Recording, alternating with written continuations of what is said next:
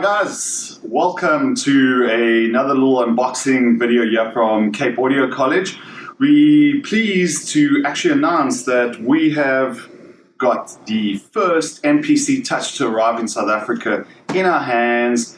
It's going to be great to check these units out. I've been waiting for it for months. I'm super excited to check out another new MPC from Akai and see how they've done it differently. So today we're just going to focus on what's in the box, unpack the box, check the unit out itself, and then from there we'll follow up on another video where we will look at some functionality and some production techniques and so forth. Okay, so let's get started. Without any further ado, look at the box itself. I mean, it's something a lot of people don't focus on, but I like to see how they've branded the actual boxes. You can see Akai have gone quite far with this box in itself, showing the units. I like the back of the actual box itself, so some good marketing there from Akai. Well done, guys.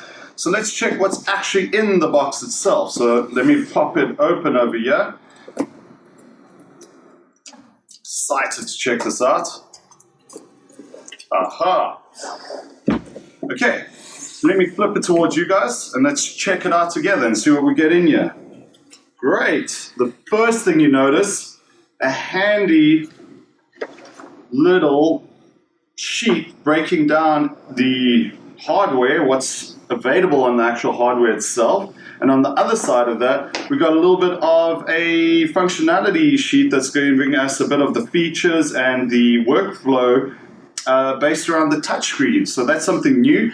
As you know, in the past with the Renaissance and the Studio versions of the latest MPCs that use the software, everything's been on your computer, on screen. The big change here is what is now on this secondary screen on the actual MPC Touch itself. So that's quite handy. One of the things I wish was that it was a two-sided. Is a bit limited when you want to actually mount it into your studio. So I think that's the priority side, knowing where you're actually going. Let's look at what else is in here. Okay, this seems to be a bit of a foot stand. So let's open this up, see what this looks like. Okay, well, try to do that neat. Complete fail. Let's see what we have here. Okay, so a bit of a plastic foot stand. You can see it's got some mount points over here, so we'll see how that mounts as we move on. Okay, next thing, handy manual. One of the things I'm noticing with this version is no software seems to be included. So we're definitely starting to head towards downloads. I remember when the Renaissance came out, not only did it have the actual MPC software included, but it actually had a whole bunch of extra over and above third-party applicational plugins included, like the bank and so forth, as well as some extra samples. So I guess that's now included in the actual download. So let's take a look at the actual pack of manuals and see what we get inside here. Okay. Cool. Okay, there we go. First thing is the MPC software download package instructions. One of the things I am noticing here is there doesn't seem to be a serial number or any activation code or anything. And I like the fact they say a high-speed internet connection is recommended. So just a lesson to learn for any of the guys. That's why we're doing it here in South Africa. We do have a different internet infrastructure and we're a little bit behind the rest of the world.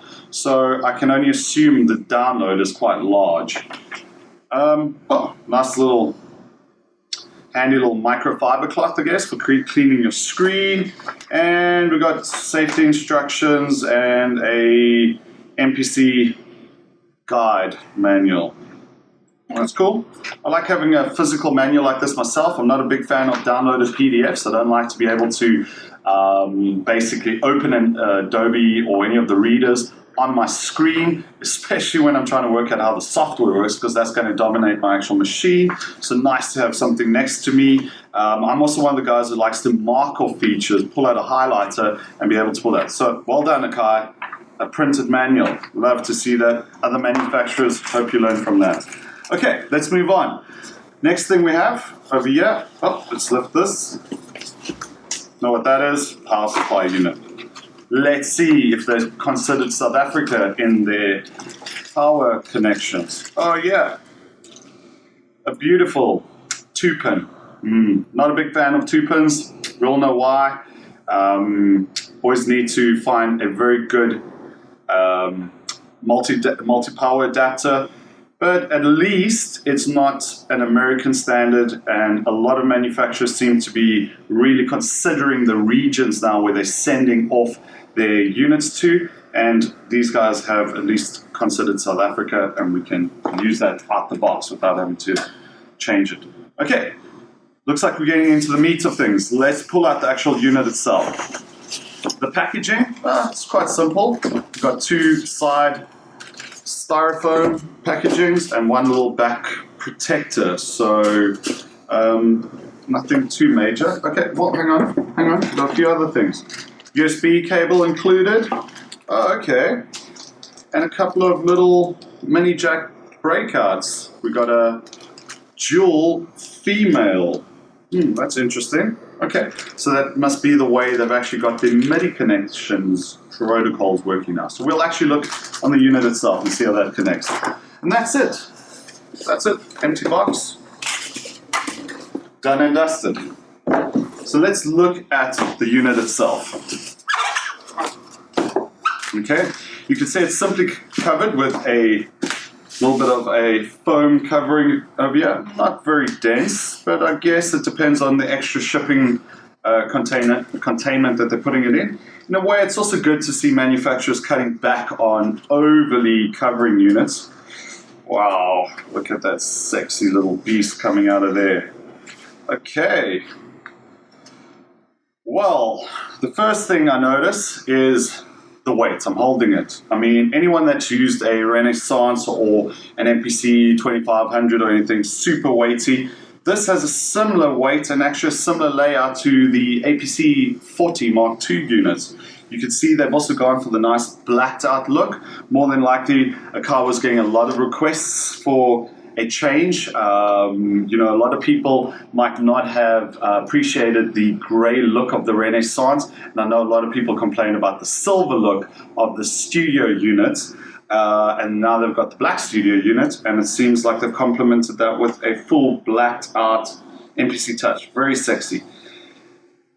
To the hand, feels very nice. They've given it that similar type of rubbery compound that they've covered the APC units in, as well as the push 1 unit that Akai was involved with. I personally like that. I've had a few people complain about it. I tend to like the fact that by being almost a matte finish, as you can see, it's quite difficult to leave fingerprints on the actual unit, where I find those shiny, solid plastic type of covers very fingerprinty. But on top of that, I do like the way when I'm grabbing it, it feels to hold the actual unit itself. A couple of little touches there that they've added, Akai branding on the back of it as well. We're going to look through the rear in more details, as well as an indented Akai branding across here.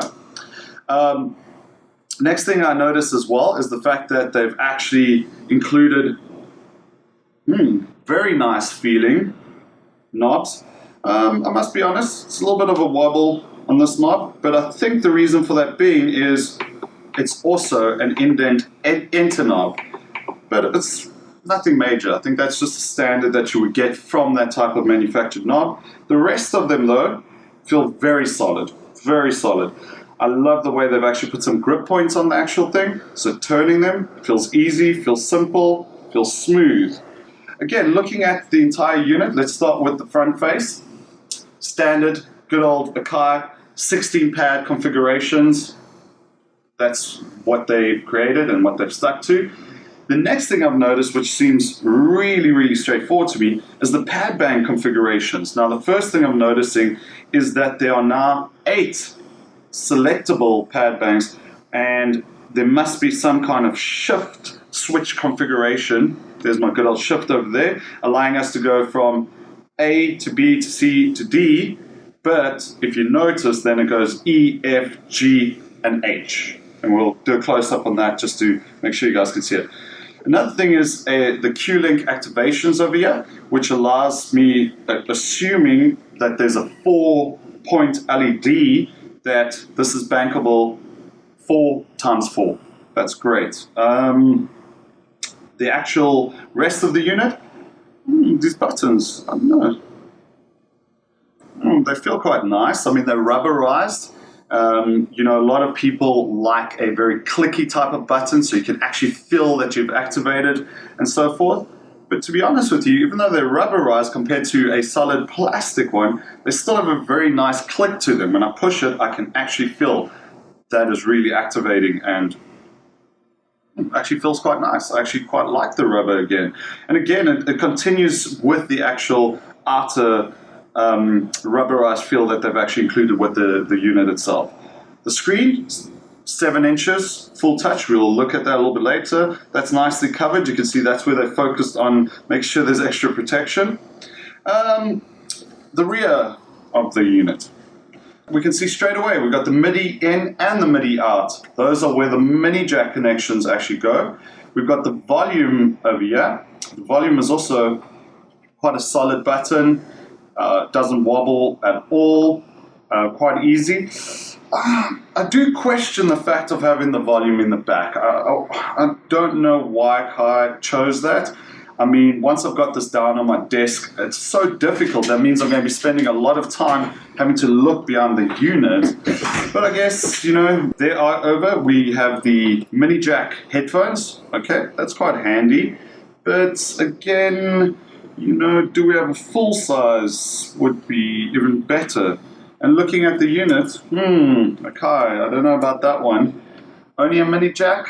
And only a single output? I think you could have included 2, a mini and a full would have definitely been handy. Not all professional headphones are adaptable between mini and full TRS jacks.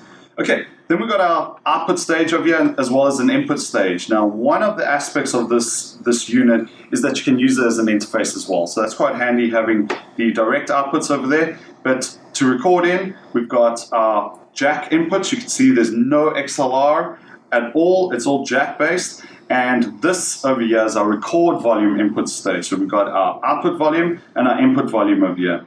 Standard USB, our DC connector, and then the power switch. Power switch doesn't feel bad, but one of the things that I would be concerned about is how simple it is to actually hit this power switch. So if you're playing with this live, it's something you would have to be quite cautious about, that you don't accidentally get too excited on stage, grab the unit, touch it, that switch, and it's quite easily, very easily pops out. Okay, so again, Akai, I think maybe it would have been better to have gone for a push and hold type of switch to ensure that accidents like turning this off on stage doesn't happen, okay? But again, that's just minor gripes. Overall, very light. That's the one thing I'm liking about it. We can see the bottom. This seems to be our mount point. It's interesting that they've given us both a front and a back position for the actual stand.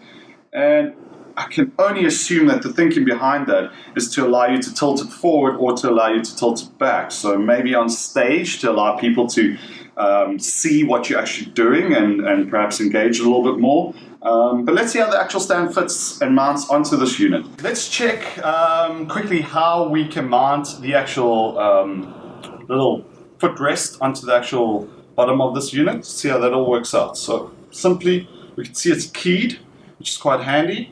I'm going to start by the top slots. See which way. I'd assume, yeah, that looks good. Okay, just need to slide it in, clip it on. Mounts quite securely. That's quite good to know. Let's see out the angle. Okay, so you can see quite a good angle on there. Let's try the opposite.